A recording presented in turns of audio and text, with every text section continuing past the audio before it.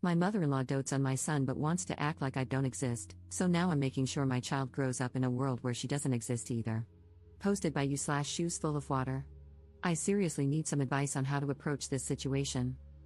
Long story short, probably not. My husband and I got married quickly and had a baby not long after. I have absolutely no regrets. I love my husband and adore our baby. I have such a wonderful life with them. The problem is my mother-in-law. She 100% has bipolar disorder, borderline personality disorder, or something similar, but she won't seek treatment. Everyone in the family knows something is wrong, but they tiptoe around the issue because she's a ticking time bomb 90% of the time. She disapproved of me from the start, and I don't know why. I like to think I'm nice, people have told me I'm funny, my husband has always adored me, and I did my best to be polite. My husband says she's never liked any of his girlfriends, it's some complex she has about her precious little boy, where no one is ever good enough for him. But he said he didn't care what she thinks because he knows I'm perfect for him, so sweet. She surprised us by showing up to our elopement. We both invited our parents and my sister last minute, and everyone except my mother-in-law was thrilled. She was quiet and scowled the whole time. I didn't let it get me down, though, and I had the most wonderful day. She's a NICU nurse and travels for work since we live in a rural area, so she, thankfully, wasn't around a lot. Whenever she would visit, I would try to extend an olive branch and see if she'd like to hang out and maybe try to connect. I grew up with my grandmother, my mom's mother-in-law, living with us, and she and my mom had such a wonderful relationship. I thought that if I got to know my mother-in-law, maybe we could have that too. Nope, half the time, she had some excuse about being tired, and the other half, she wouldn't even respond. She actually got into the habit of not telling us when she was in town. I brushed it off, I can't force her to be my friend. I know it makes my husband sad that we aren't close, but I can't help that the woman doesn't want me around. I mean, in the 2 years my husband and I have been together, I've seen my mother-in-law 5 times. The big issues started when I got pregnant. My husband and I had been trying, and we were over the moon at the news. We were both so excited and ready to be parents. My parents were overjoyed and have been so supportive and loving the whole way. When we told my mother-in-law, she was awful. We prefaced the visit by telling them we had news to share. She postponed us coming over twice, and when we actually arrived, she was still in her pajamas with unbrushed hair, a minor detail that just ticks me off in hindsight. When we shared the news, she said, "I was dreading that this is what you'd say." Then she proceeded to rant about how we were too young, we're in our 20s and both have good, stable jobs, how we wouldn't enjoy it, and how we wouldn't make it as parents. I was mortified. She looked at me and flat out told me she wished I wasn't pregnant. My husband and I quickly made an excuse to leave. We were both crushed, but we were determined not to let it get to us and to focus on our new, growing family. My father-in-law, who I won't talk about much but is a total doormat, texted my husband a half-baked apology, saying his mom needed time. After about a month, she sent me a long-winded text that was less of an apology and more of an excuse. She brushed over her cruel words and said she was simply blindsided by the news and now is so excited to be a grandmother. I didn't respond. The next interaction came on the 4th of July. We told them I was pregnant in April. I was several months along and was so hungry all the time, but the smell of cooking meat would make me so sick, it was awful. Also, I have celiac disease, so I'm used to bringing my own alternatives to people's houses to accommodate my food restriction. My in-laws, my sister-in-law, who lives in Arizona, many hours away from us, and a couple of my sister-in-law's friends were in town for the 4th. My parents invited us to their house, and we happily accepted. My in-laws never reached out about plans. My husband texted them the day before to see what they were doing, and my father-in-law said they were having a barbecue and wanted us to come. My husband asked what food would be served. With my dietary restriction, the only thing I could eat would be a plain hamburger patty, but I was worried it would make me sick during pregnancy. My husband, I didn't ask him to do this, he was just in protective of my pregnant wife mode, asked if there was anything I could eat. My mother-in-law responded by saying she hadn't really thought about me and was more concerned with catering to my sister-in-law's friends. My husband asked if we should bring food for me, and they said no, that the barbecue was supposed to be a special thing and they had some chips I could snack on. Keep in mind, I'm 4 months pregnant at this point, and my choice was a whole meal that my parents made that I could eat or chips. I texted my mother-in-law and politely declined the invitation, telling her that in the future, if she wanted me to attend events centered around food, she should either provide something I could eat or give me some notice so I could bring my own. She lost it. She didn't respond to my message, which my husband agreed was appropriate and polite, but texted my husband nonstop about how cruel and cold I was and how I had ruined her holiday. I texted her, saying that if she was upset with me, she should talk to me, not my husband. Furthermore, I told her she had established the precedent that we weren't friends and that I didn't want to be her friend, but I did want her to be nice to me. I even said that if she wanted a relationship with my child, she needed to behave. Was this blunt? Yes, but I didn't curse or say anything derogatory. I said what she needed to hear because no one else in the family would check her behavior. She never responded, and to this day, I don't recall her ever texting me again. She eventually made a group chat with my husband and me, but she would only talk to him, specifically addressing him in messages. I didn't speak to her for months. She never checked on me during my pregnancy, not even once. She would feign interest by texting my husband about how I was doing, but I found that very performative. If she genuinely cared, she could have texted me once in 9 months. My baby was born big and healthy in December. He's the light of my life. By this time, my mother-in-law and father-in-law had moved to Arizona because the warmer weather agreed with her more. And the distance? It agrees with me. She says she wants to visit, but I don't want her to. What should I do? I feel moments away from losing it but don't want to start a fight for my husband's sake. Edit. I completely forgot about something. We live in a small town, so it's not unheard of to run into literally everyone you know in public. When my in-laws were still living in town, I would see them every so often with my husband. My mother-in-law was always so sweet when my husband was around. But one time, I saw her at the grocery store by myself. I smiled and waved and started turning my cart to go say hello, and she glared at me and stormed away. I couldn't believe it. My husband and I were already married at this point, and this was after masking restrictions were lifted, so she knew it was me. Update 1 month later. Hello all, I want to thank everyone for their love on my last post. It helped ease my mind a bit to know that I'm not totally crazy and that my mother-in-law's behavior isn't okay. After my post, I thought about everything you all said and talked to my husband. Family is very important to him, and he definitely had some pushback on the idea of our son not being allowed to see his family.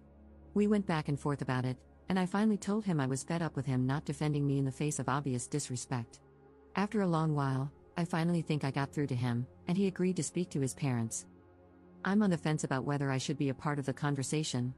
Here's my thinking: if I'm not there, my mother-in-law has the opportunity to twist my words and worm her way back into my husband's head. When we first got married, my husband often sided with his parents, saying that I didn't do enough to form a relationship with them and that I just need to forgive my mother-in-law and let it all go. It was awful, and I hope it doesn't start up again because it was hard feeling like my husband wasn't on my side. If I am part of the conversation, I worry I will totally lose it on my mother-in-law and nothing productive will happen. Like I mentioned in my last post, I have never spoken a cross word to this woman, even when she told me she wished my son didn't exist.